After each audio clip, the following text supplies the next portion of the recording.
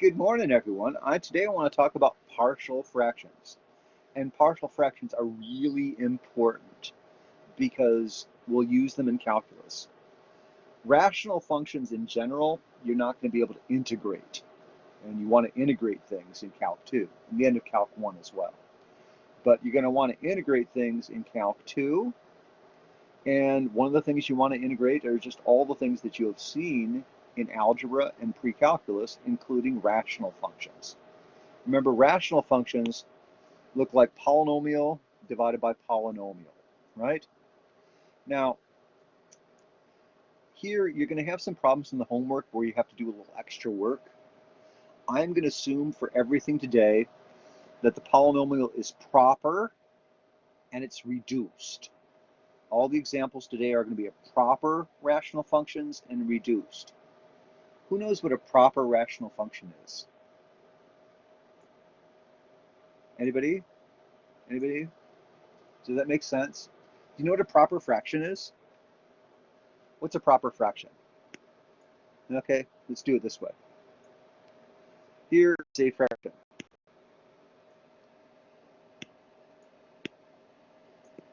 (13 fifths).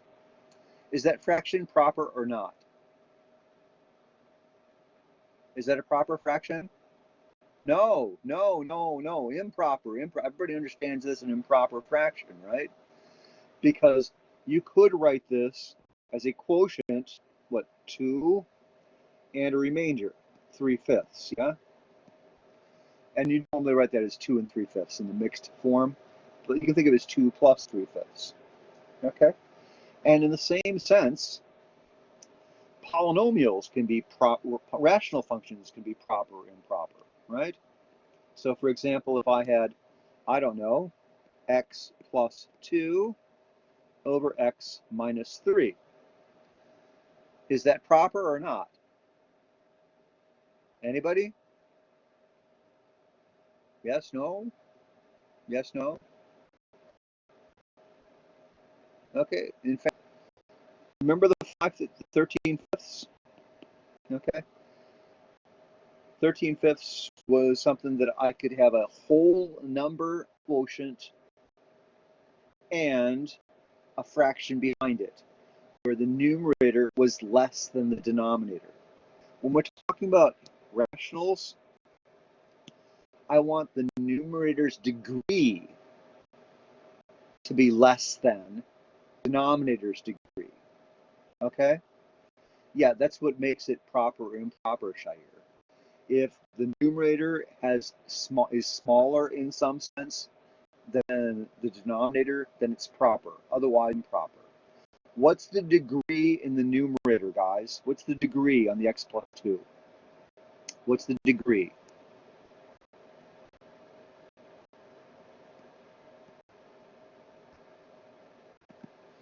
One. What's the degree in the denominator? 1. Very good. Is 1 less than 1? Is 1 less? No. So this is improper. Improper. Because I can reduce this. I'm going to reduce it in a kind of clever way. X minus 3 plus 5. See what I did there? Just I did there. And now I can see it as 1 plus 5 over x minus 3. Now, what's the degree of the numerator? What's the degree of the numerator now?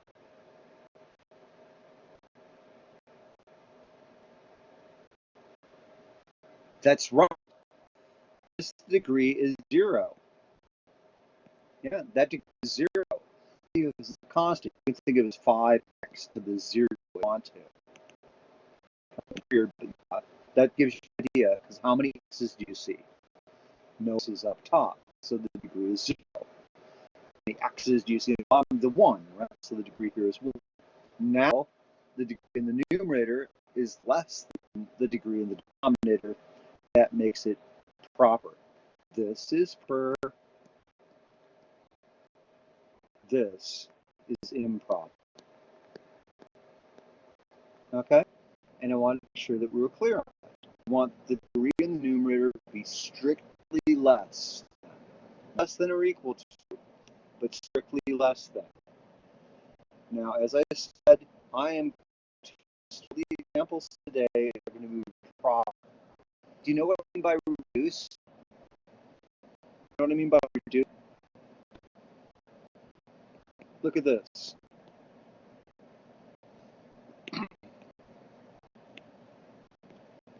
Look at this one, x2 plus 1 over x plus 1. Okay. Now simplifying just yet? We're going to be simplifying in a second. That's for reducing, yeah. For proper, the idea is you're going to have to, you want to get the quotient and remainder, and you're going to move the remainder apart. You have a polynomial, and that's just over on the side. That's not going to appear in the partial fractions, but the rest of it is. You notice here has an x plus 1 factor, right? And you might not know this, but there it is. How do you factor it? Sum of cubes. And this one right here could have been reduced. And when we reduce it, oh, okay. But here I'm going to assume it doesn't have any common factors and factor out. So everything I'm working with here today is going to be reduced. So that's to make it really simple. Okay? Now, here's the idea behind it. What you're going to do is take the denominator polynomial. Normally, you have to factor both of them just so you can reduce it. But once it's reduced, you don't have to worry about factoring the top. But the bottom, yeah, the bottom, you are going to the bottom, you're going to have to factor. And you're going to factor that denominator as far as you can. Now, you know from the factor theorem and the fundamental theorem of algebra that you can always factor it all the way down to linear factors if I allow you to use complex numbers. Otherwise, you factor into linear as many as you can, and the factors are going to be irreducible quadratics.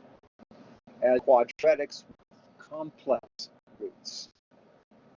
And they always come with one root and the conjugate complex number, the other root. So one root was 1 plus I, the other root would be 1 minus I. Okay, we're not going to factor it all the way down to the complex root. We're going to factor it just down to linears, real roots. And then from there, we're going to factor it. The rest of it is going to be irreducible quadratics. So we want those factors in the denominator and turn them to linear factors and irreducible quadratic factors. Okay? And that's how that works. So in a sense, we're simplifying it. That's right, Alex. But the idea here, that's where we're going to go. Now, I'm going to show you something that's look kind of weird to you right now. But this is cutting everything to the chase. Okay? Once we have those factors, we're going to have a certain number of linear factors. We're going to have a certain number of quadratic factors. And the partial fraction, because the original rational function is a fraction, right? The partial fractions are when we bust that up into fractions based on the factors. And that's works. Now, each of the partial fractions is going to be 1 degree less. You're going to start with a proper rational function, and the partial fractions are going to be proper as well, where the proper partial fractions are going to be proper. And so anytime you do a linear factor, when you've got a linear factor, you're going to bust it up into a fraction, partial fraction, where its numerator is 1 degree less, making it a constant. The quadratic factors, their partial fractions, are going to have numerators that are 1 degree less, which are linear. Degree 2 is going to have a numerator degree 1. Degree 1 is going to have a numerator 0. Okay? And that's how we're going to work this. Let me give you an example that's worked out just to give you an idea of how this is going to work. First, you can see a partial rational function that we want to turn into partial fractions. Okay? Here, I'm looking at this. Okay?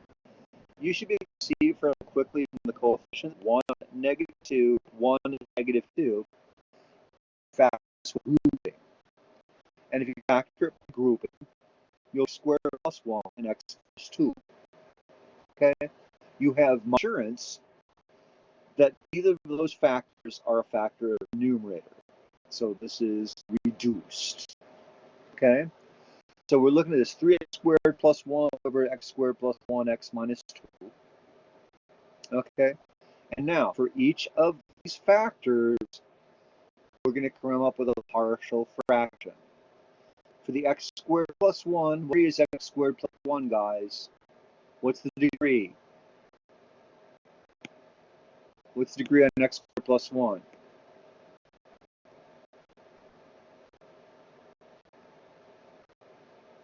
Plus 1? Look at that number, Alex.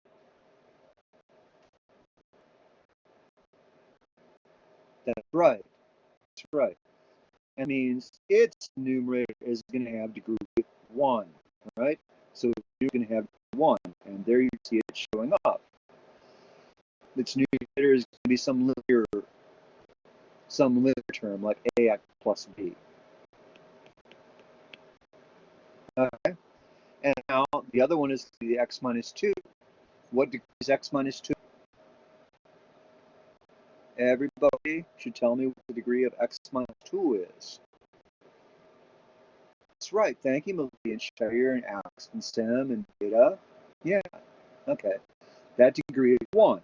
And so its numerator is going to be degree 0, just a constant. So what you'll do is you'll see this rational function. Okay? You're going to see the rational function.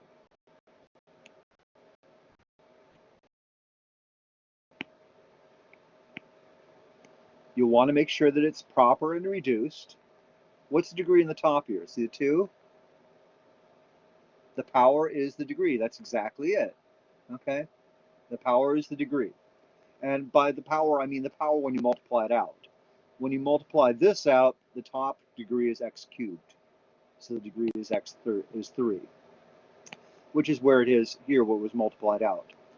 Here, the top degree was 2, and the bottom degree was 3, so this is a proper rational function.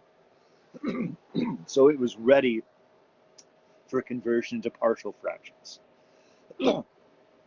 This rational function, this fraction, is going to be busted into 2 fractions because I see 2 factors.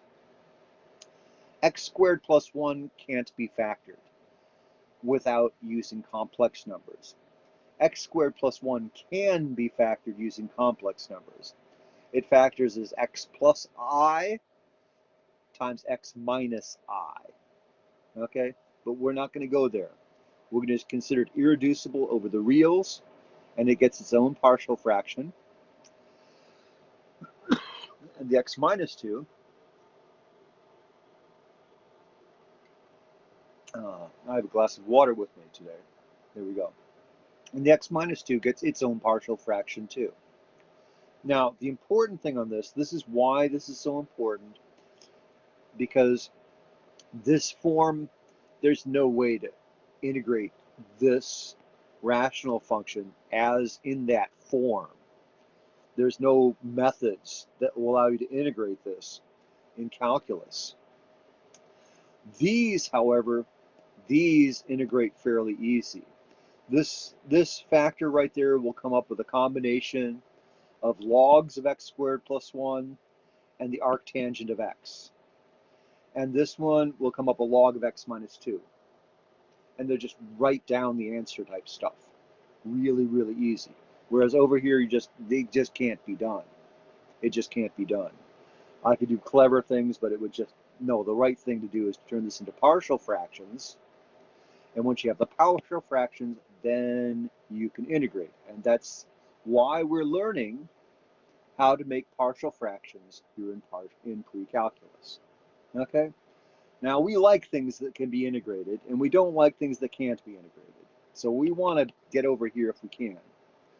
Now we know what the form is going to look like. It's going to look like a linear over this irreducible quadratic plus a constant over this linear. Once we know that form, to complete the conversion into partial fractions, we need to find these constants, a, b, and c.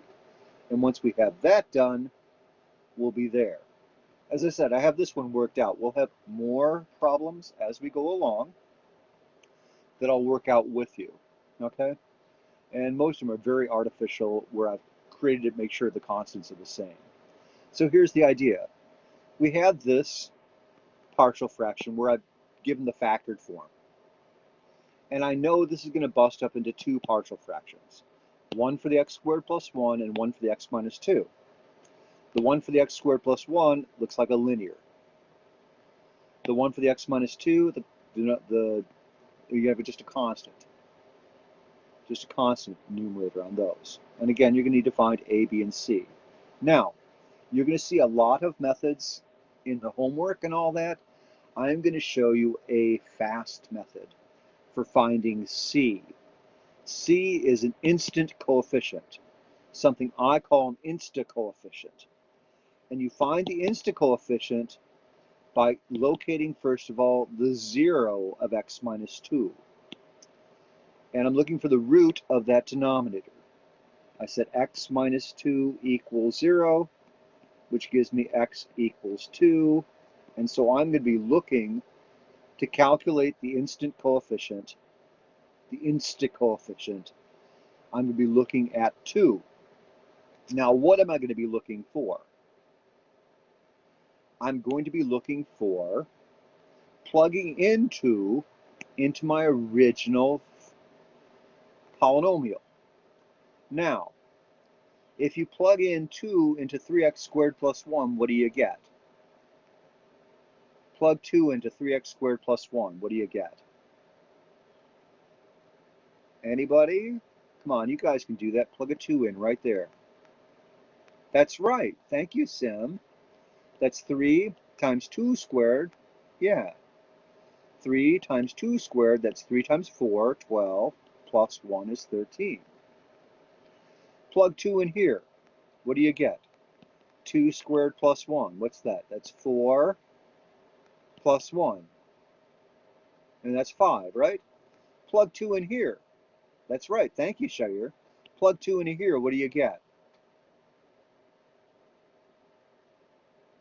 You can't divide by 0, can you? Everybody has to know, no, you can't divide by 0. So you just throw it away. Yeah. So you discard the 0. This is the method of instas, the insta coefficient, and you discard the 0 in the factors. And so at 2, you look just at the factors that don't go to 0. The 3x squared plus 1, the x squared plus 1, but not the x minus 2. And you plug in 2. That gives you 13 over 5, and that is the instant coefficient. It's just that, straightforward, which is pretty cool, okay? I'm kind of in and out, and I see people kind of dropping. I'm looking up, I'm seeing 19 of you guys now. Yeah, so that's mostly good. That's mostly good. Yeah. And we've worked hard, and we've managed to locate everybody in the class, so I'm really happy about that. Okay, so there is how you find the instant coefficient. And that's going to be really helpful. It will short circuit almost everything else. Did you like that better than what you were using before for that sim? Because I know you tried these already. Yes. More than that, the tutors don't know it. Alex knows it, our tutor, because he saw my students using it and they taught him. And he likes it. But in general, what you'll do is you start from this form and you clear the denominators. Yeah, you just eliminate the zeros from the fraction for the instant coefficient that only works for the instant coefficient. And there's a criteria for what makes something an instant coefficient. But for right now, if it's just a linear factor all by itself, it's an instant coefficient. Okay? Later on, I'm going to see what happens when we add powers to this. That's going to make things a little bit more complicated, but for right now, we're not going to worry about that. Right now, you just have linear factors, and they're all instant coefficients. All the linears are instants. Now, here's how we do it more formally, okay? First thing, the idea here is we're going to clear the denominators. Look at this, look at this. We're going to clear the denominators by multiplying through by x squared plus 1 times x minus 2. I knew to plug in 2 because it was a root of x minus 2. Okay? I knew to plug in x minus 2 because it was a root of plug in 2 because it was a root of x minus 2. And that's going to be really, really obvious in just a moment. Okay? I'll show you. The idea here is you're going to clear the denominators. Clear the denominators, you just multiply by x squared plus 1 times x minus 2. On the left, that gives you just the numerator, the 3x squared plus 1. On the left, clearing the denominators gives you the 3x squared plus 1. On the right, however, when I multiply through x squared plus x minus 1, x minus 2, if I multiply through on each of these terms, first thing that happens is the x squared plus 1 goes away, and I just have the x minus 2. There's the ax plus b times x minus 2. This is from clearing the denominators.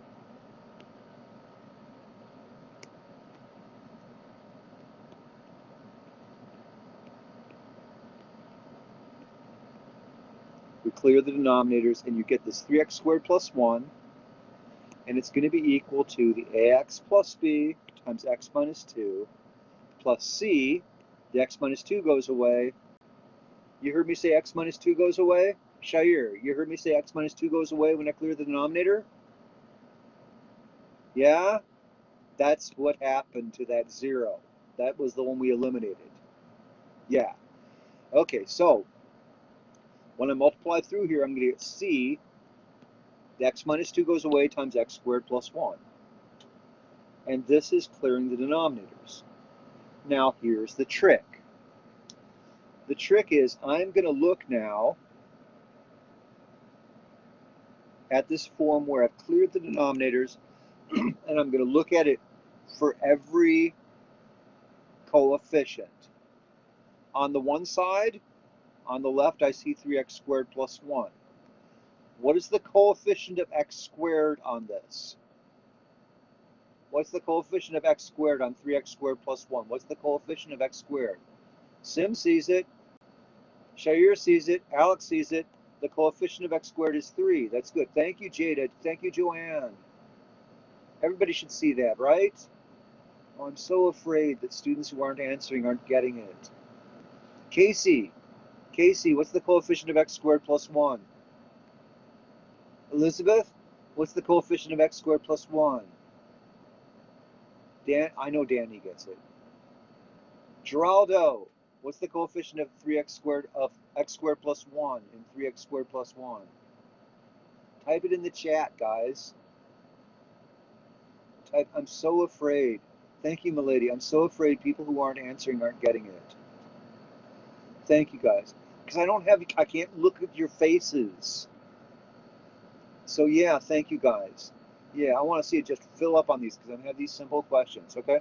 That's where this 3. Now look again, guys. What's the coefficient of x over here? What's the coefficient of x over here? Everybody, what's the coefficient of x?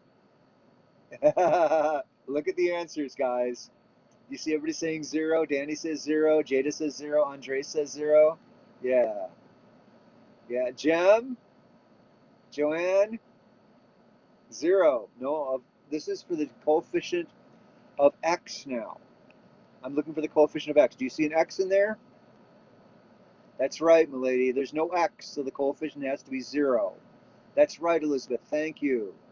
So you see, there's no x in here, so the coefficient is 0. Now, I'm going to look for the constant coefficient, the one without any x's, but still there. What's the constant coefficient on 3x squared plus 1? Alex says 1, Joanne, Jada, everybody, please. Milady, thank you. Felix, what's the coefficient? What's the constant coefficient in 3x squared plus 1? Here comes Jewel. I think it's the first I've seen her today. Yeah, that's right. Thank you, Elizabeth. So that's how you pull out the coefficients of x squared, x, and 1 here, 3, 0, and 1. Now we're going to do that with the right-hand side. We're going to do that with the right-hand side for each of these terms, okay? How can I get an x squared out of this? I'm looking for x squareds now. How can I get an x squared out of this? Well, I see when I multiply it out, ax times 2, b times x, b times 2, or negative 2. The only way I can get x squared is with ax times x. Yeah? The only way I can get x squared out of this is ax times x. Everything else gives me lower powers. And so the only way I get a coefficient for x squared out of this first term is for ax squared, and then I get x's and then constants. But the only x squared comes from ax times x, and the coefficient is a. And so once I have that, I look at the next term. How can I get a coefficient of x squared in here? Well, it's c times x squared, c times 1. The only way I can get an x squared is by c times x squared. So the coefficient there is c. And the trick is I identify the coefficients on the left and the right. 3 on the left, a from this, c from that, a plus c on the right. And the same way. On the left for x, I see 0 x's. On the right, I'm going to look this again. How can I get an x? Well, it's going to be ax and negative 2, or b and x. That's how I can get x's over here. So, just looking at the coefficients of x, on this term, I have a times negative 2. That's where the negative 2a is. I'll get b times x. That's where the b is coming from. And everything else is going to be a coefficient of x squared or a constant coefficient. Moving to the next term, how can I get an x out of this? I can't. I can get an x squared term and a constant term, but I can't get an x term, so nothing happens on this. It's just plus 0. Okay? And we're going to do that again for the constant coefficient. For the constant coefficient over here, if I have any x's, can't do it. So my only choice is now b times negative 2. And that's where I get the negative 2b from. Once I have the negative 2b here, I move to the other term. How can you get a constant here? I can get a constant here only by c times 1, and that constant is c. Now look what I've got. I've got 1, 2, 3 equations with 1, 2, 3 unknowns. And so this now becomes an equation, a system of equations of 3 equations, a system of 3 equations and 3 unknowns. You can solve this using methods of matrices. And that's why it's in this section. Okay? But in fact, because I was able to use this trick, I know what C is. It's an instant coefficient. So this reduces now to 2 equations in 2 unknowns, because I'm just going to ignore some of this stuff. I'm trying to find A. I've already got C, because it was an instant coefficient. Trying to find A and B. With C, I'm going to use the first equation and the third equation. For the first equation,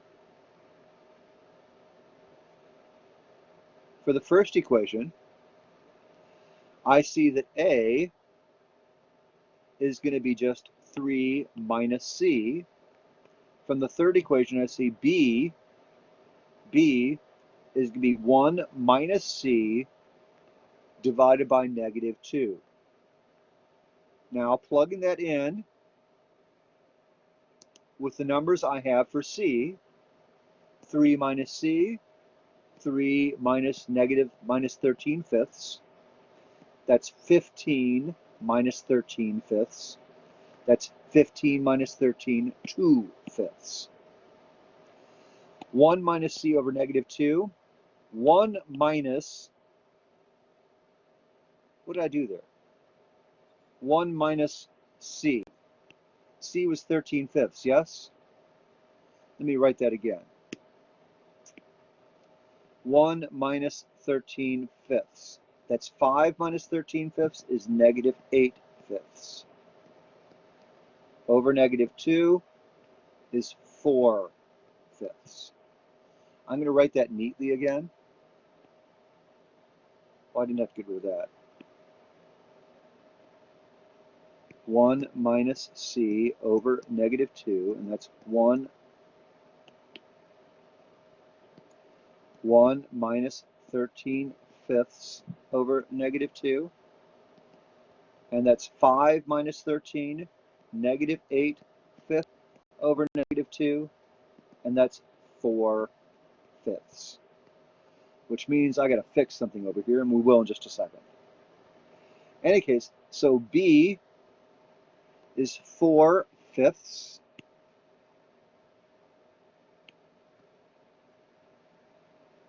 and A is 2 fifths, and C is 13 fifths from before. And now we know how to rewrite our original fraction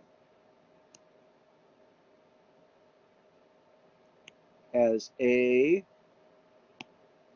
x plus B over x squared plus 1 plus C over x minus 2. And that one wasn't all that pretty because I just tossed numbers up there and watched to see what happened.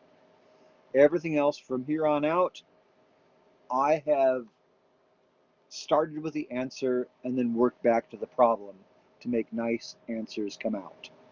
So as you're working these problems that I'm about to do, expect all the coefficients to be nice and whole numbers. Okay?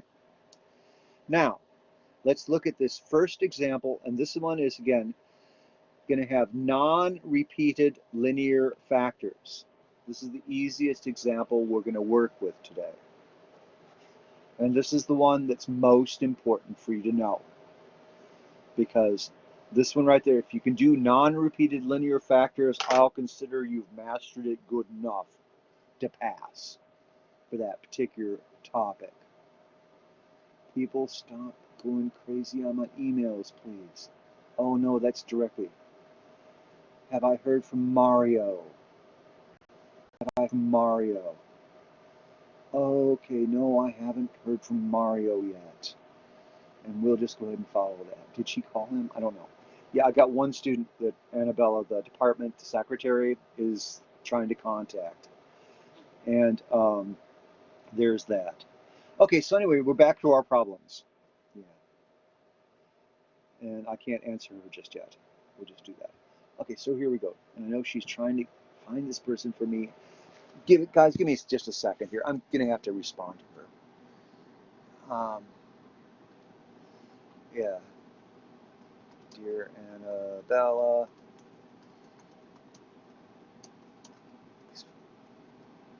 thanks for writing.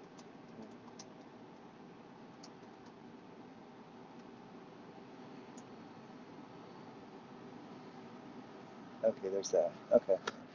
So there we are. Okay. I don't know if she's able to contact. She had a phone number. And we'll wait.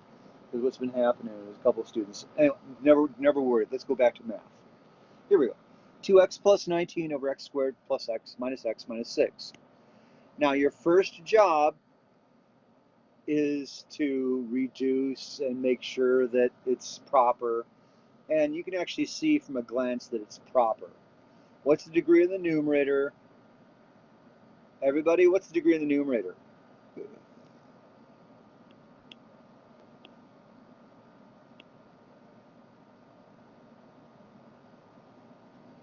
What's the degree in the numerator, guys? Okay, that's the coefficient in the numerator, and 2 is the degree coefficient on the denominator. In the numerator up on top, the degree is 1. Okay? And in the denominator, what's the degree? What's the degree in the denominator, guys? 2. So this is proper. Thank you, guys. Thank you, Marco. Thank you, Casey, Alex, and Andres, Jada. Thanks, guys. And so our next stop right there is make sure it doesn't have any common factors. And Professor has promised you these things won't have common factors, and they will be proper. So we'll kind of go on from there. But you can see this one is proper at a glance, and it's pretty easy to see it has no common factors as well, because you can factor the bottom, can't you? I made this really easy so you can factor the bottom. What's the factors in the denominator? That's the bottom. What's the factors in the denominator? You should be able to see this. Sim just right there in front, that's awesome. That's exactly right. And I'm just going to go with that. Okay? So this is x minus 3 times x plus 2. Now I'll have that, and I'm going to write it more neatly. X minus 3, x plus 2. Now I can write partial fractions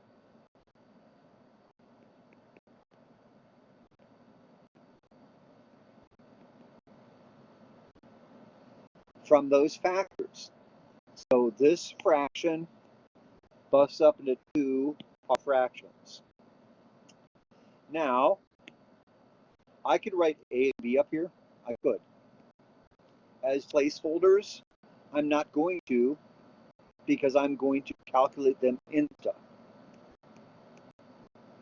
For that, I need to check things at 3 and at -2. Okay, and I need to give myself a little more real estate. There we go. So, at 3, I'm going to plug in x, and this is right here. This is all looking at this fraction that has the factor to the denominator. I'm going to look at 3. I'm going to plug 3 in the top. I plug 3 in at the top, I get 2 times 3 plus 9. Okay? I get 2 times 3 plus 9. On the bottom, if I plug in 3, here I get 0. It's the one that discards. 6, isn't that 2 times plus 9? Yes, it is plus 19. Thank you, Danny. But I'm sure 9 is the number that I want. Okay, there we go. And on the bottom, you can see, yeah, you can see right here on the x minus 3, can't plug the 3 in here because I'll divide by 0. That's the one you discard because it goes away when you clear the denominators. Any case, you discard it. If you put a 0, you can't do it. I plug the 3 in here, and I get 3 plus 2, yeah? 3 plus 2. What's 6 plus 19, guys? 25 plus 2? 5. 25 over 5 is 5. And now we're going to do the same thing at -2. We'll do this at -2. At -2, I get 2 is -2 plus 19. And this time, I'll get -2. Don't be able to use the second factor because that one's going to 0 out and guard it as well. Now, what's 2 times -2 plus 19? Yup. -2 minus 3. -5. Yeah? And so that looks like -3. The professor picked the numbers 19, 2, and 1, -6. make sure that would work right. Okay, I'm going to kill this here. I'm going to do an NB on this.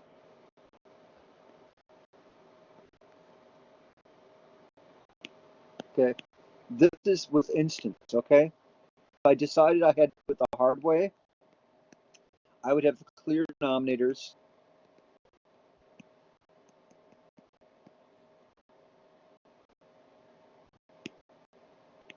I would have this and this,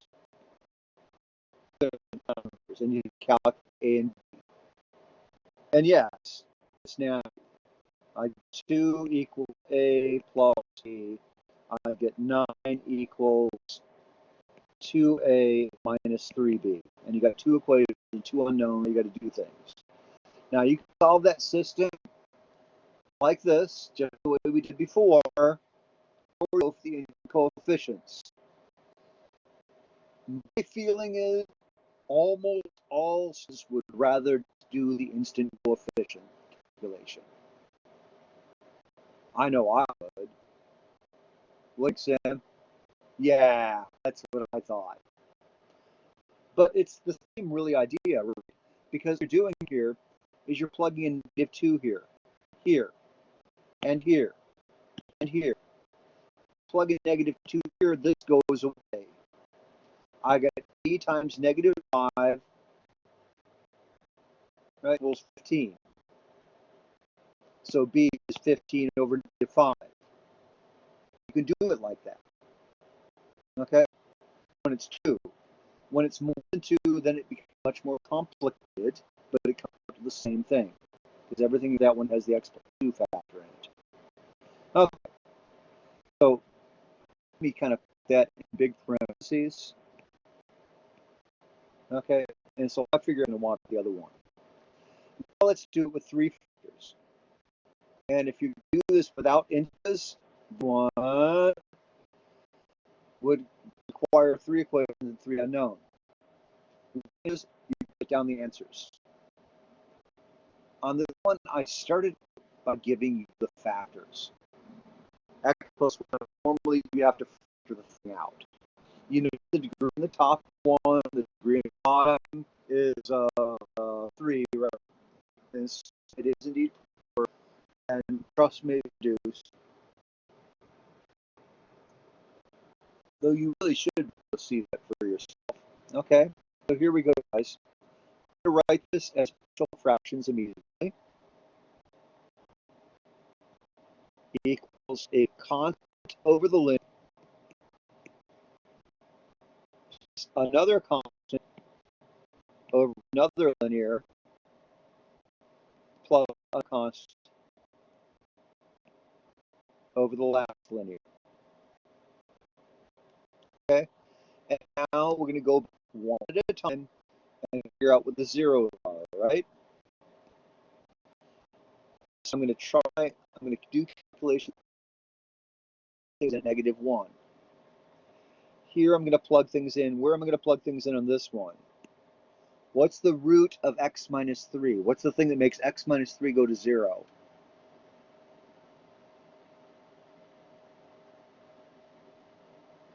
Anybody?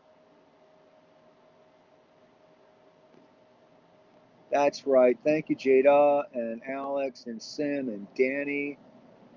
Thanks, guys. Does everybody else see this? Geraldo, what makes this go to 0? Jem, what makes this go to 0? I am so afraid the students who aren't answering aren't getting this. Vicky, what makes x minus 3 go to 0? Yeah, guys, you should have the chat up on the side right there so you can answer quickly. Thank you, Elizabeth. Thank you, Geraldo. Thank you. Thank you, Vicky. Okay, I just need this just for my, comfort. Okay? Yeah. I know some of these questions are going to seem like, oh my, he's asking really simple questions. How about x minus 7? What number am I going to plug in to find the instant coefficient? Thank you, Joanne and Joa and Andres and Axel and Danny and Casey and Sim. Thanks, guys. And I missed Vicky, I guess, but yeah. And Elizabeth, thank you, guys. Thank you, guys. Okay, I'm feeling a little bit better, but I'm still missing people. And you know how I am about missing people. Marcos, are you following this?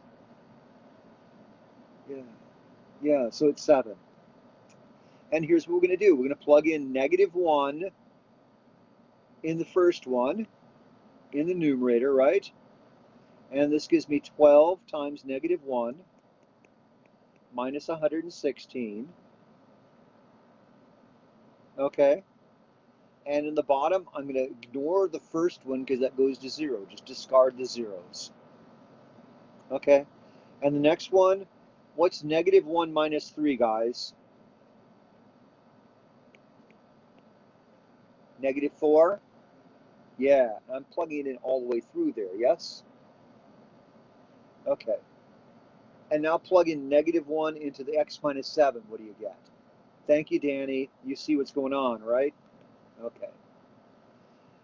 And now, grab a calculator, whatever you need to do, and you'll find you get 12 times -1 minus 116. That's -12 minus 116 is -118. Yes? -128. Don't trust my arithmetic. I made very sure this is actually going to work before we started class today. -128, yeah? And the bottom I get positive 32. And so A is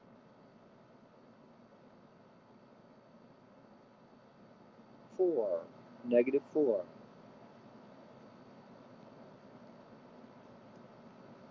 Yeah? For B, you're going to plug in 3. 3 on the top. 3 on the top, I'm going to go a little faster on this. It's 36 minus 116. 3 on the bottom, look at the individual factors. Plug it into x plus 1. Plug 3 into x plus 1. What do you get, guys? Milady, what happens when you get plug 3 into x plus 1, this factor? That's right, Vicky. Thank you. Oh, wait, that's the other. I'm sorry. That's right, Winter. Thank you. Milady, that's right. It's 4. Okay?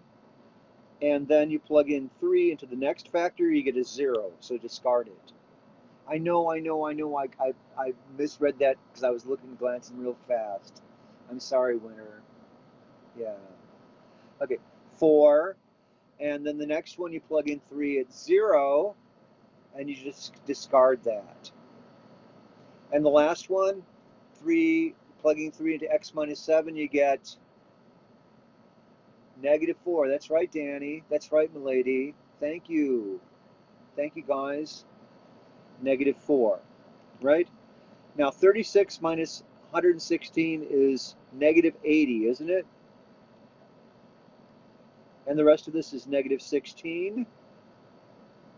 So B is what? Yeah, and people are getting this. I like this. And believe me, guys, this is a whole lot nicer than doing a system of 3 equations and 3 unknowns for these.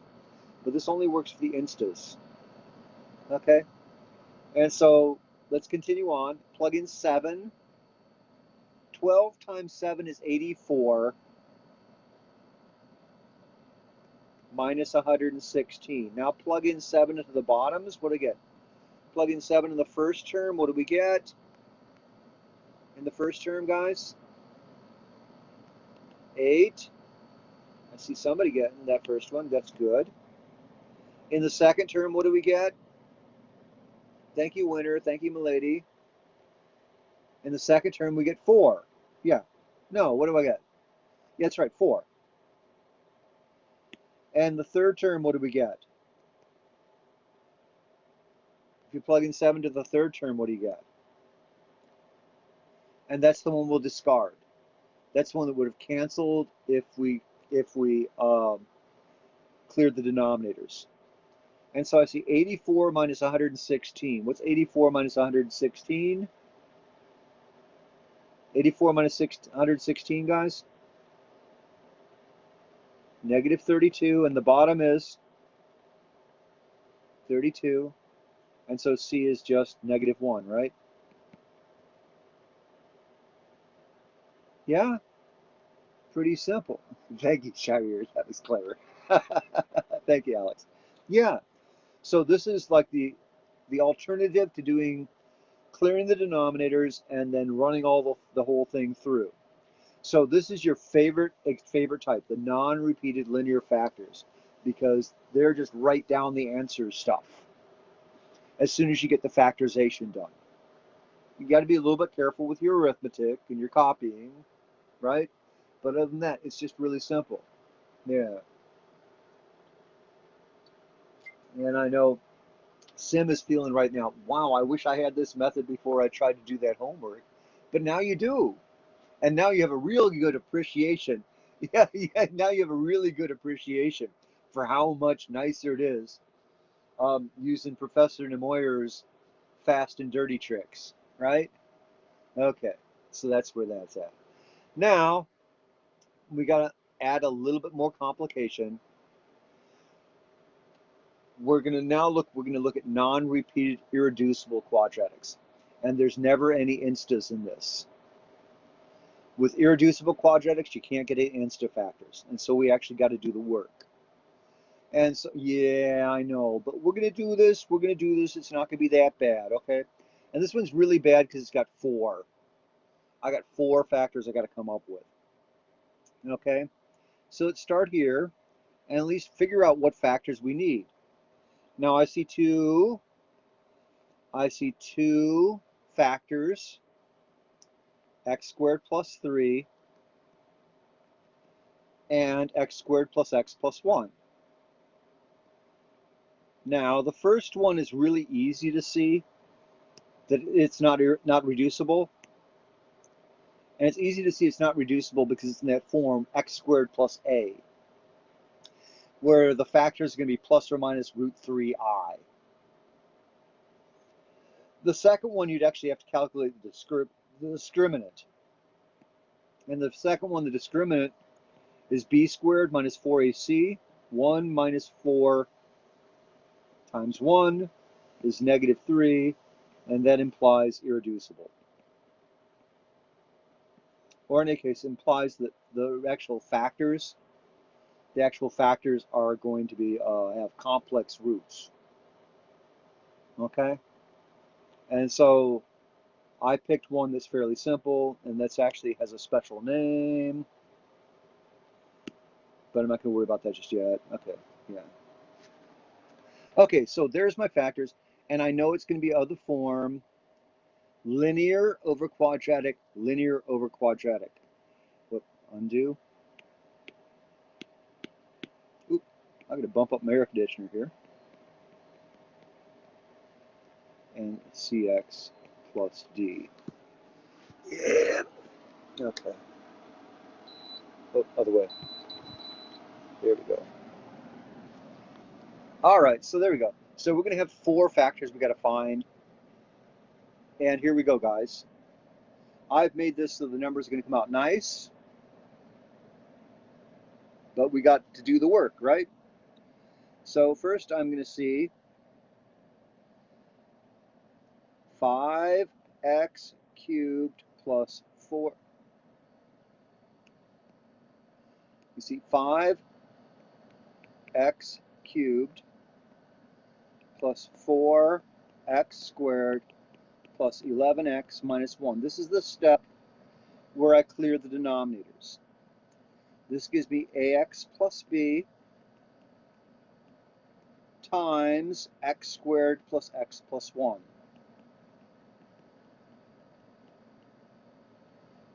Plus cx plus d times x squared plus 3. Okay, and now we're going to have power 3, power 2, power 1, and constant off this. Power 3 coefficients, power 2 coefficients, power 1 coefficients, and power 0 coefficients. Cube, quadratic, linear, and constant coefficients. On the left, these are really easy to see. On the left, these are really easy to see. So on the left, I see 5 and 4 and 11 and -1. Okay? And that's the easy part. On the right, we'll do these one at a time. Okay? So here we go. I'm looking for cubes first. I'm going to have this zoomed in so you can see it easy. Hopefully, now you can see it easier. Maybe a little bit more than that. Okay? Yeah, now I can see it. Remember the first one, I'm looking for x cubed.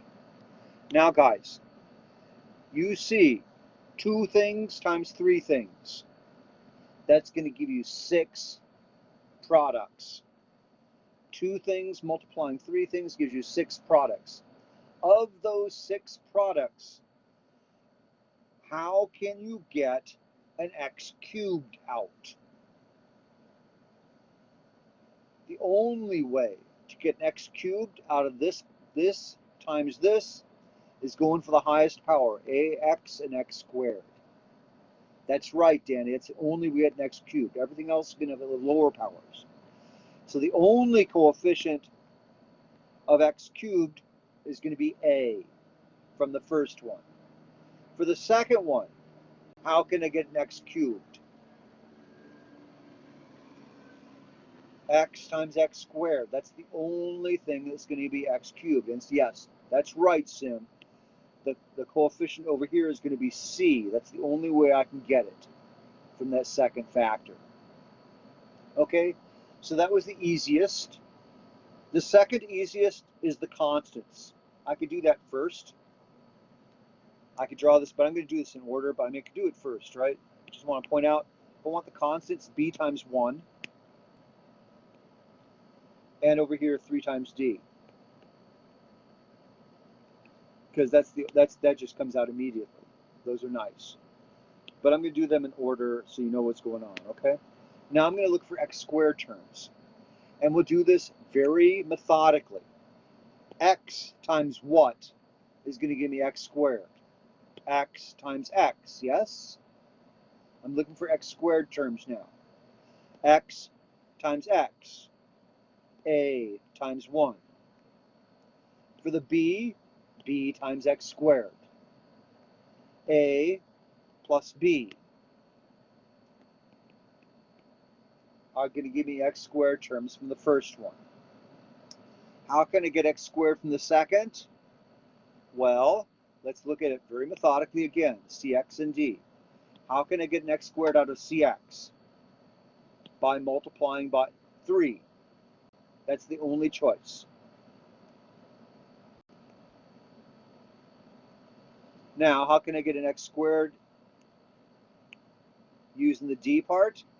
It's d times x squared. That's the only way. So then I'm going to get just a plus d in this. And that's everything. Okay? Now, that takes care of the cube coefficients and the degree 2, the quadratic coefficients. Now I'm going to look for linear coefficients. And the same way, how can I get a linear out of ax? How can I get a linear out of b? How can I get a linear out of cx? And how can I get a linear out of d? For linear out of ax, x has to multiply by 1. So it's ax times 1, and the coefficient is a. And for b, I need to take b times x. So a plus b again. Plus, now on the other side, I'm looking for linears, yeah? Cx has to multiply by a constant, so cx times 3, 3c.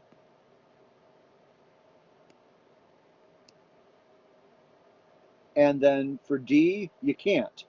There just isn't. You just straight can't. D isn't going to give you a linear. It's give you x. It's give you a quadratic and it gives you a constant. There aren't going to be any linears on that. Okay.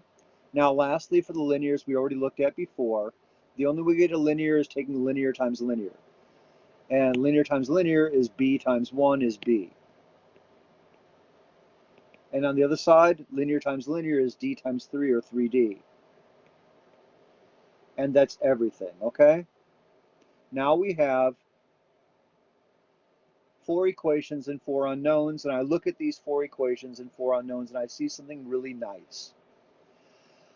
I see that D is going to pop out of the first 2 equations. Yes? The second 2 equations, I mean. Okay? If I subtract this equation minus this equation, I get D is -7. Okay? So the first thing I see here is D is -7. And I did that just by taking just eyeballing and seeing that I could pop the one from the other, right? Now, as soon as I know that D is -7, I can see that B only depends on D, right? So B only depends on D, and so that gives me that B is what? -1 minus 3D.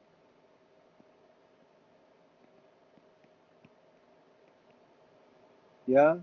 And minus 3D is 21, right? Minus 3D is 21. And 21 minus 1 is what, 20? Is that right? That seems too big. That seems too big to me.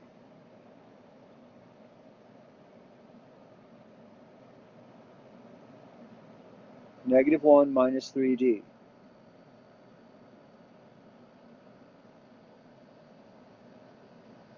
Yeah, that's right.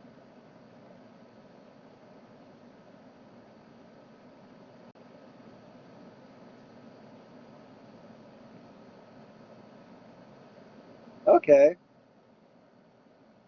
And now I have B, and I have A plus 3C.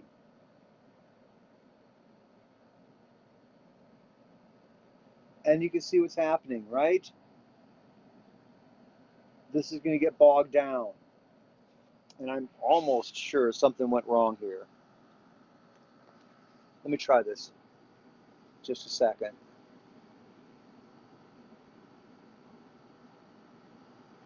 Okay, because I've got to double check this now.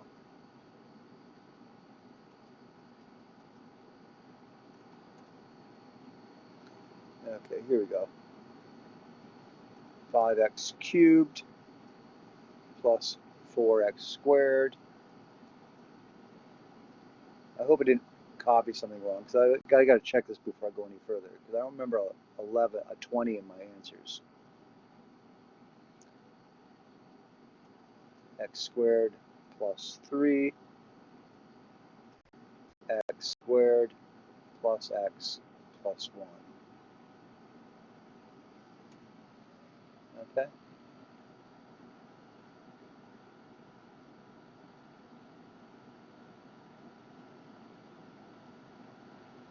Waiting for this to finish calculating.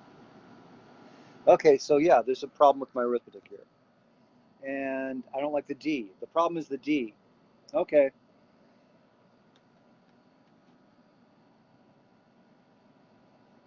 And make sure I got it. Got it. Okay. Thank you, Sim. What should D actually be?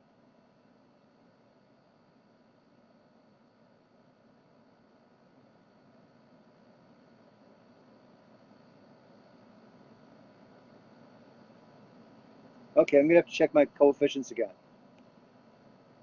because that looks like it's right from my calculations. I'm gonna need to fix this. Sorry about that, guys. So let's fix this. Okay, first of all, I was spending way too much time going through this in little pieces, so I'm gonna do it more quickly. Yes, 5, 4, 11, -1 is correct. For x cubed, ax cubed, yes. Cx cubed, yes. For x squared, 4, yes. For x squared, a plus b, yes. For x squared, no c's. No c's. Cx cubed, 3c. Ah, that's where things went bad. Okay, for x cubed, I only get d here. Ah, there Sorry, guys. And I should have been like taking made you. I should have been forcing you guys to see this. Okay? Yeah. Because if I'd forced you guys to tell me what these were, that we wouldn't have run into that trouble. There we go. Okay, now Joanne, what we're doing here is we're equating two polynomials after I've cleared the denominators. After I've cleared the denominators on the left, I get 5x cubed plus 4x squared plus 11x minus 1. On the right, I get ax plus b, not times x squared plus 3 because that goes away, ax plus b times x squared plus x plus 1. And cx plus d, not times x squared, just times x squared plus 3. And from here, it's just a question of picking out the correct coefficients. For the x cubed, ax times x squared. So the coefficient is a. Cx times x cubed, the coefficient is c. Everything else I multiply out, the other three products here, are all degrees less than x cubed. Now I'm looking for the x squared terms. Ax times x gives me coefficient a. B times x squared gives me coefficient b. And that's the only way I can get x squared terms out of this product. Now over here, cx times x squared is cubed, cx times 3 is constant, is linear, and I can't get anything with c's in here. D times x squared is quadratic. Okay, cool. D times 3 is linear. That doesn't work. So now let's look for the linears and make sure I didn't get that messed up too. For the linears, I'm looking at, yes, 11 is correct, but now over here, the linears, I get ax times 1, a, b times x, b, a plus b. And now over here, I get linears, cx times 3, yes, and d, well, times nothing, just 3c.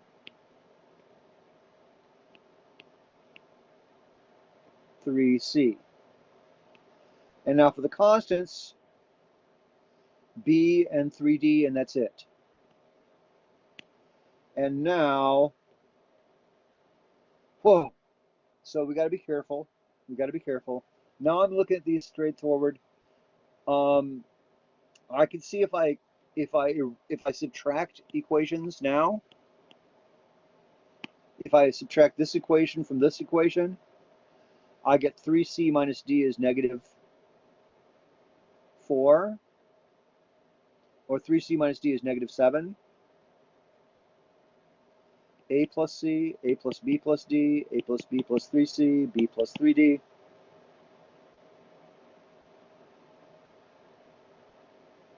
I can reduce this, but this is a 4 by 4. And if I write this all the way through, I'm seeing what? Let me straighten this out as a plus 0b plus c plus 0d is 5. I've got a plus b plus 0c plus d is 4.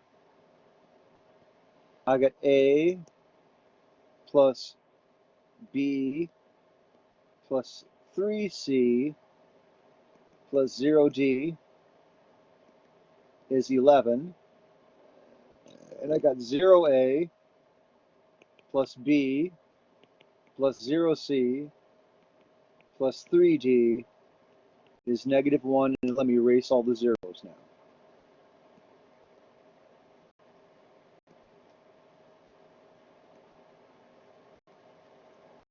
So there it is, guys. 4 equations and 4 unknowns.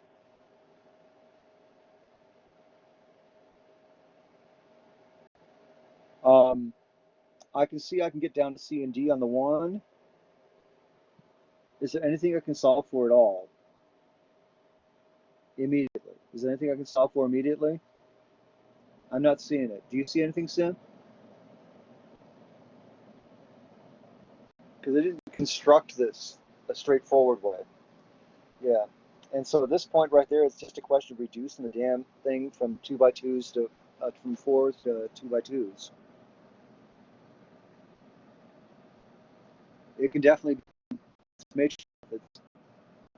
1 0 1 0 1 1 0 1 1 3 0 0 1 0 3. This can be done through Gaussian elimination. This can be done through matrix methods. And be done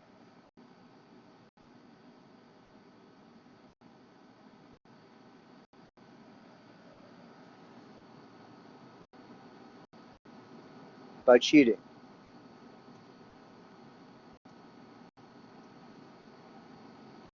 Equals 5 a plus, well, let me show you what I'm doing.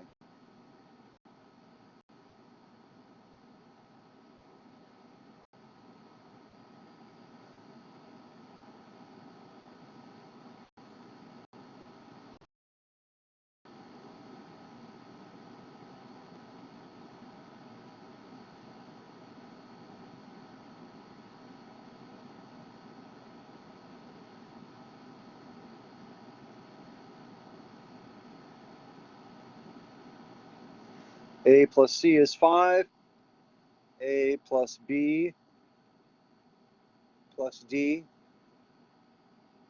is 4. A plus B plus 3C is 11. And I'm doing the cheat because I want to finish everything before 11:10 today. Equals -1. And if I plug that in, I get solutions. A is 3.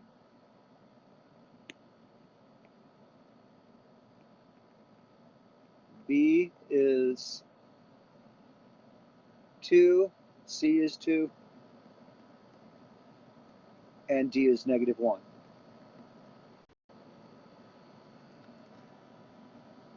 There's Mario. Yay. Okay. So let's get back to Air Sketch.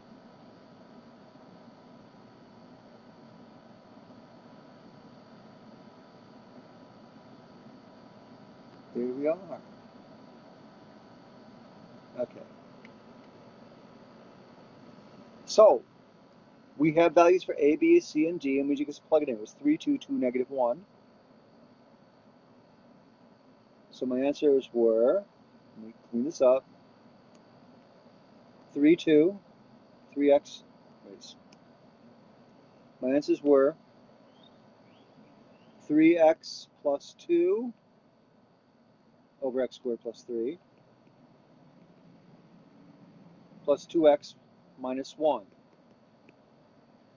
over x squared plus x plus 1. I mean, it shouldn't even. Yeah. By the way, this is called a cyclotomic.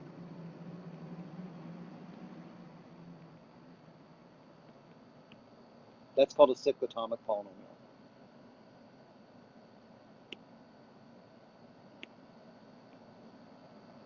And there's a whole set of theories that are involved with those. But again, that's not something you need to know, and so I'm going to erase it. Okay. Now we get to go on to more fun stuff, and now I have to start dealing with repeated factors. And I need to get back to the chat so I can see what's going on. There we are. All right, so yeah. Here we go, guys. Here we go. Now, the difference between repeated factors and non-repeated factors is the difference here is that you have to have one factor, you have to have one partial fraction for every power. So what this means is I need one fraction for the second power. Let me lock this down. I need one fraction for the second power and one fraction for the first power. Now stop for a second and ask yourself, why am I bothering with the first power, the first term, because that looks like the whole thing, right? And the answer is, I want these to be constants. Whereas immediately the thing I was given was linear. So that was a problem. Yes, the original was still a proper rational function, degree 1 divided by degree 2. But now I'm going to set these up as linear fractions, because I can't necessarily integrate the thing on the left in the green. But I know how to integrate both of the things on the right just immediately. The other one's what? Negative a over x minus 2 and plus b log x minus 2. That's just immediate, plus a constant integration. But the other one, I don't know what to do with the thing on the left until I've turned it into partial fractions. Now, for these, you want to differentiate, and again, it's not, this is over linear powers, it's still a constant coefficient.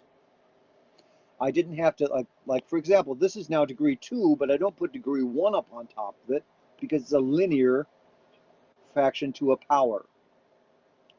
And so for this one right there, I still get constants up on top and one partial fraction for each power, the second power and the first power. If it was the third, I'd have 3 of these. Okay, so what's going to happen here is one of these is insta.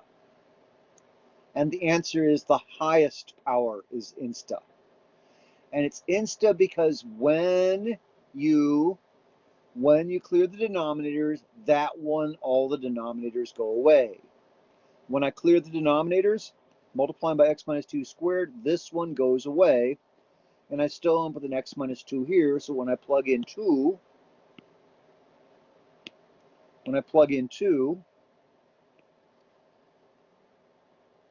the b that's going to have x minus 2 when I clear the denominators just goes away. And so that's all I have to worry about on this. So at 2, I have an insta.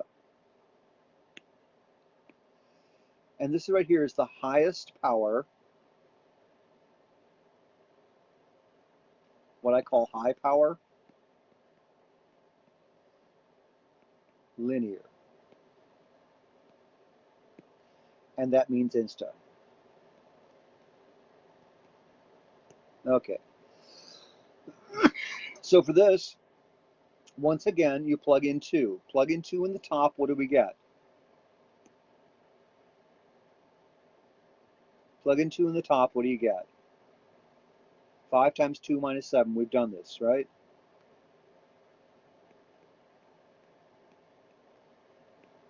And in the bottom, well, you throw it away. Now, yes, what happens if I throw everything away? Remember, we're actually discarding it. And the only factor left over once I discarded it is 1. So A here is just going to be 3. 10 minus 7 is 3. And there is A. Okay? And now we have to go back to the usual methods of clearing the denominators and continuing from there. Water.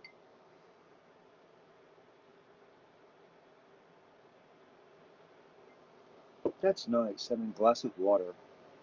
Okay, so the answer is 3 on that one. And now we can continue. I get 5x minus 7 equals, I'm going to leave it out as A plus B times x minus 2. And that was just a question of clearing the denominators. Okay? And when I was calculating A, what I was doing is I was just plugging in x equals 2. Okay? That's why the A, the highest power, gives me instas. But now, I do my standards. I look at the linears, the 5 and the negative 7, and the constant. And now, I get 5 is, what do I get from linears? And I'll go ahead and write this in over here to make sure that you see we're doing the same thing we did before. This is the powers of x, and this is the powers of x to the 0. On the left, I get 5 and negative 7. On the right, how can you get powers of x? Well, it's just b. Yeah? And the -7, that's a, the constant, minus 2b. Yeah? But b is 5. A is 2b minus 7. Isn't that what we did before? 2 times 5 minus 7, isn't that the -3? We said that was the +3, but that's what we had before. So here we have our answer. The insta for A was 3 over x minus 2 squared. And the B came up very nice and cleanly on this example.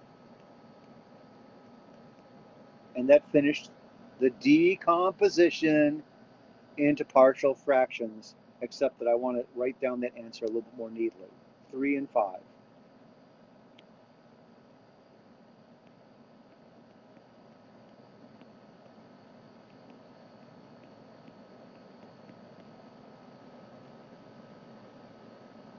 Okay?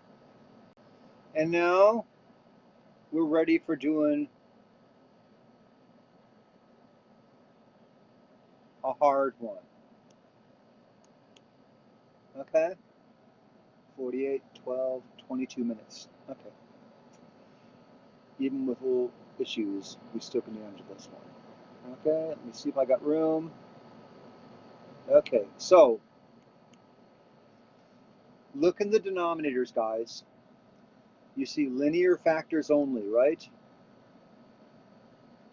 X plus 3 is given to the second power.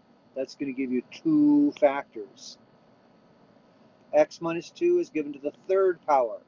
That's going to give you 3 factors for a total of 5 factors. 5 factors. That's a lot, right? But 2 of those come out insta. 2 of those come out insta, and so we can take a look at that. Now,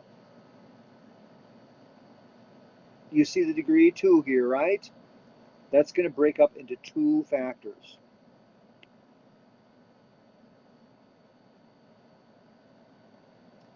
I'm going to draw them down here. Something over x plus 3 squared, something over x plus 3 to the first power.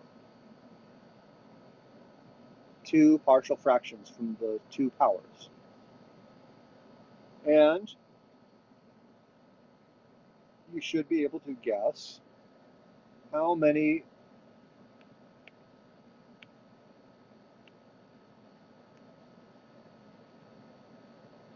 dang you.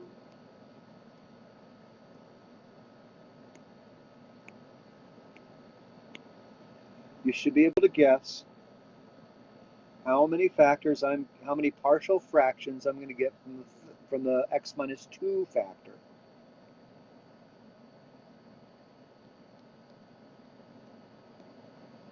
One for the third power, one for the second power, and one for the first power. Now, in the homework and often in textbooks, they like putting it in the other order. First power, then second power, or first power, then second power, then third power. They like doing that.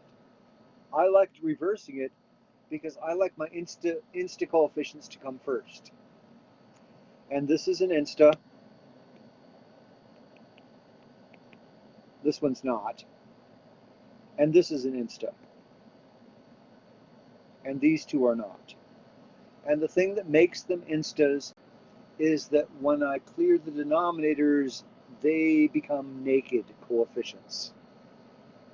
And everything else gets some factor of x minus 2 or some factor x plus 3 in it.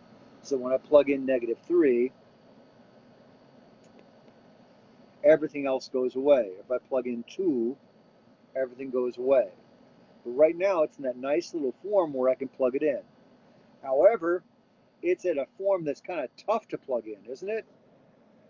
I mean, the denominator is not a problem, right? But the numerator's got these things we got to do, right? But there's this nice thing that happens, right?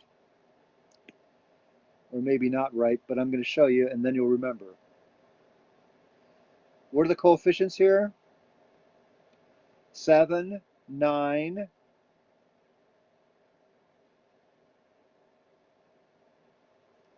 -54, 14, and 79, yeah? And now I'm going to plug in -3. So let's go to town on this.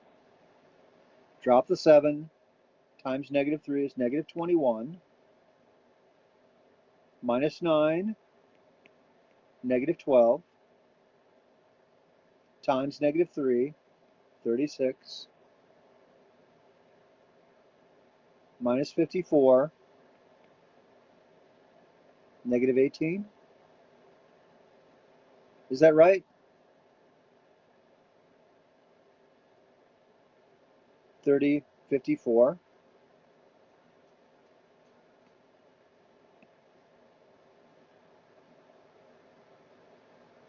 Let me check my arithmetic there. 54 minus 36 is 18, yes. Okay. 3 times 18 is 54, yes. That gives me 68. Ooh, that's way too big. Something has gone wrong. 9, -54, 14, and 79. 68. That's way too big. That's way too big. That's way too big. I got to check again on Wolfram Alpha, but I thought I had that.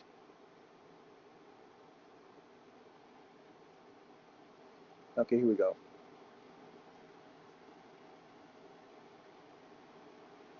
I know I had that. 7x to the 4th plus, I'm sorry about that, guys, x cubed minus 54 x squared plus 14x plus 79 over x plus 3 squared x minus 2 cubed, close, check. And just so that you're not, let this thing calculate and make sure that it comes out the way I want it to.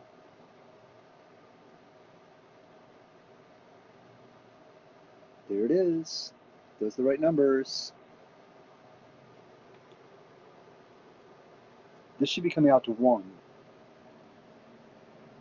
This should be coming out to 1. Oh! Oh! I'm okay. Okay. No, we're okay. I let myself get freaked out. That's what it was. -3 times 68 is 180. 180. 3 times 68. 2, 118, 204, yeah? Okay, so that's -204. -204, yes? Okay, -204 plus 79. -204 plus 79.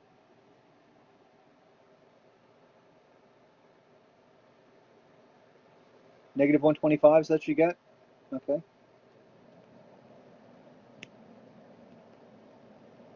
Okay, and now that's the top.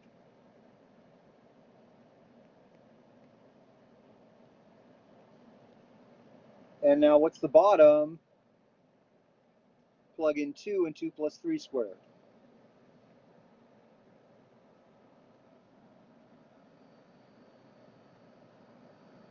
This is at -3, right? Now you plug in -3 into -3 minus 2 cubed. Remember? So we're plugging in -3, it discard the 0. -3 minus 2 cubed is -125. Yay, there's my 1. 10:57. 12 minutes. The instant for the second one is the only one we have time to do here on these, and leave the rest out. Okay? The instant for 2 here. 2, 7, 9, -54, 14, 79. And let's plug it in. 7, 14, and 9. I need to meet meter.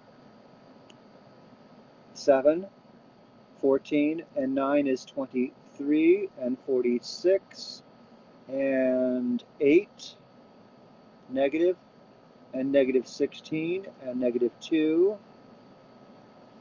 and -4, and 75.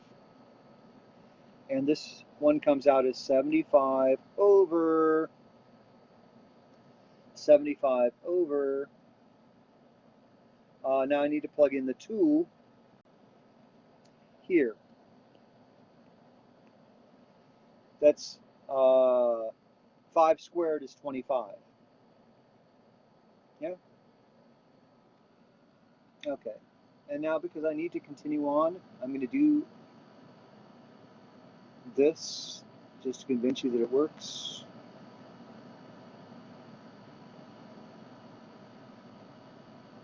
There it is. Okay, so here was the polynomial that we came up with, the 7, 9, -4, 54, 14, 79, and the 2 right there, okay? And Wolfram alpha actually busts up into partial fractions. So you can check your work on these, okay? And you see the 1 over the x plus 3 squared, and you can see the 3 over the x minus 2 cubed. And I actually set this up kind of cute, so it'd be 1, 2, 3, 4, 5 by the time I was done.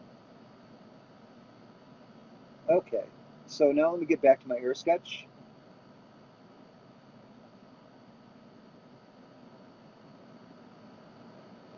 There we go.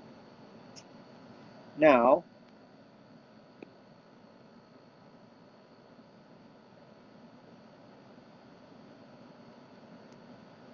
here I have repeated factors, a repeated factor, okay?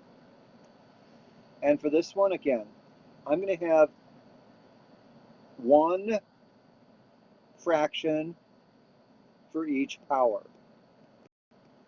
One fraction for the square, and one fraction for the other, for just linear coming down.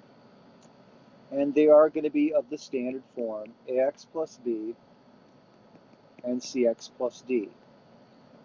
Now these, there are no instas. There's no insta coefficients when you're calculating these. For these, it's a long thing. I think everybody understands that what actually happens on exams, and the thing I really, really need you guys to be able to do, is the extended linears. These I need you to be able to do. And these you can do kind of in your head. And this is the ones that are really effective. Because anything that's going to take you 15 minutes is just no good for an exam anyway. Though I do want you to be familiar with how you can get it done. So on this one, it's going to be the same kind of issue again. Clearing the denominators, we get 3x to the 4th plus 4x cubed. Make sure that's not cutting out. 4x squared. 3x cubed plus 4x squared plus 10x plus 14 is going to be equal to, let me clean it up, ax plus b times nothing, x squared plus 3 cubed, plus cx plus d times x squared plus 3. And from here you end up with the standard system of equations reading off the coefficients. We're not going to have time to solve. This one actually has a nice solution, but I can write down the equations in any case. Looking at x cubed,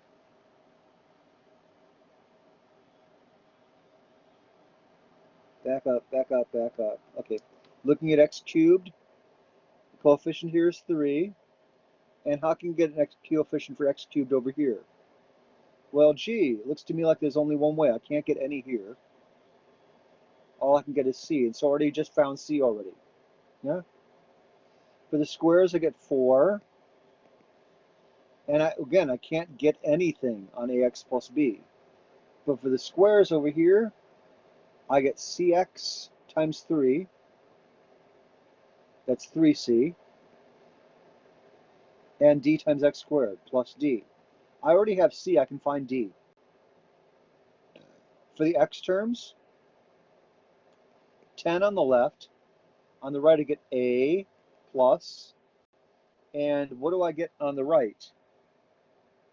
On the right, I get cx times 3, 3c. But wait, I got that for x squared. Okay, sorry. I should take my time. For the x squared terms, none from here, that's true. And for the x squared terms, I get cx times nothing, but d. So c and d came out immediately. And now for the linear terms, I got a plus 3c, and that's it. D doesn't give me anything. And then the constant term, I get 14 is going to be b from the first term plus, I want to make this nice,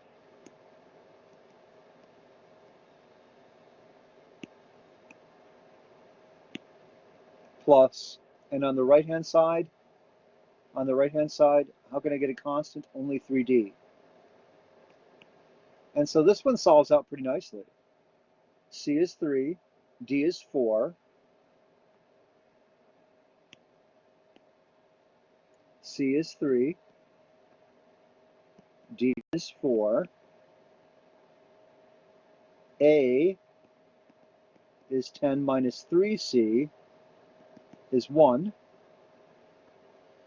and B is 14 minus 3D is 2, because that's the way I set it up. 1, 2, 3, 4. X plus 2 over x squared plus 3 squared plus 3x plus 4 over x squared plus 3. I don't need the parentheses, actually, on that last one. There you go. Okay, got it. Yeah, obviously you can see that the irreducible quadratics, because you don't get any instas, and you got to go to the trouble of plugging these in, all those are much more complicated to work with. And if it gets anything bigger than that, this thing can become totally unmanageable. On this one, I'm not even going to bother trying to come up with the solutions. I just want to just show the forms of the partial fractions, because this one just takes way too long any other way we do this. Okay? So let me just write down the form.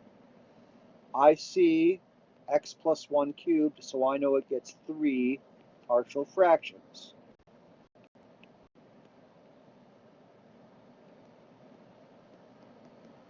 Okay? I see x plus 2 all by itself. I know it gets 1 partial fraction. And I'm extending the form of the fraction just so we can get it all written into one page. And the x squared plus 1 squared, the 2, tells me that it gets 2 partial fractions.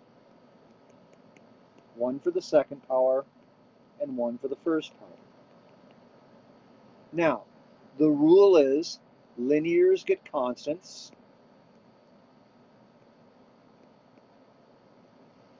And quadratics get linears. Okay? On top of that, this is an insta,